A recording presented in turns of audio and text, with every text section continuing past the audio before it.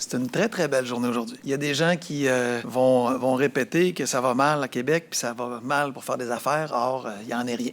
Le maire Marchand peine à cacher sa bonne humeur. Passer du 4e au 2e rang, c'est Noël avant le temps.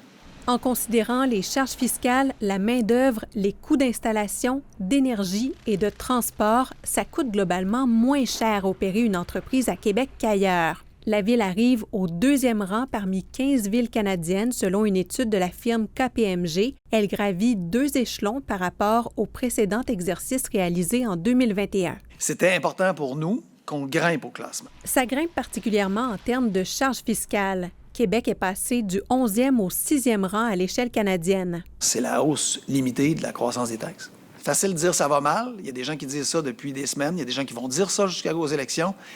Ça va être difficile de dire ça après les chiffres qui sont là. Moi, ce que je dis, c'est que ça demeure difficile pour les commerçants.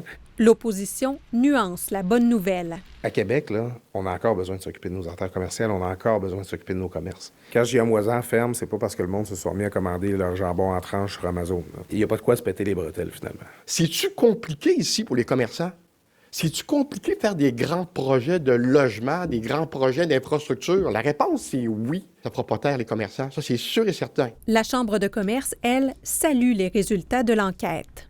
Je vais vous avouer, c'est une bonne note. On a vu dans le rapport qu'entre autres, le coût des transports nous était légèrement défavorable, mais pour tout le reste, c'était des facteurs qui étaient positifs pour la Ville de Québec. Donc, moi, je vous dirais de garder l'impôt foncier le plus bas possible. Et alors qu'une guerre tarifaire se profile à l'horizon? L'incertitude est la nouvelle certitude. Ce qui est clair, c'est que le maire a bien l'intention de faire traduire le rapport en anglais et de le diffuser largement lors de futures missions économiques. Ici Marie-Ève Trudel, Radio-Canada, Québec.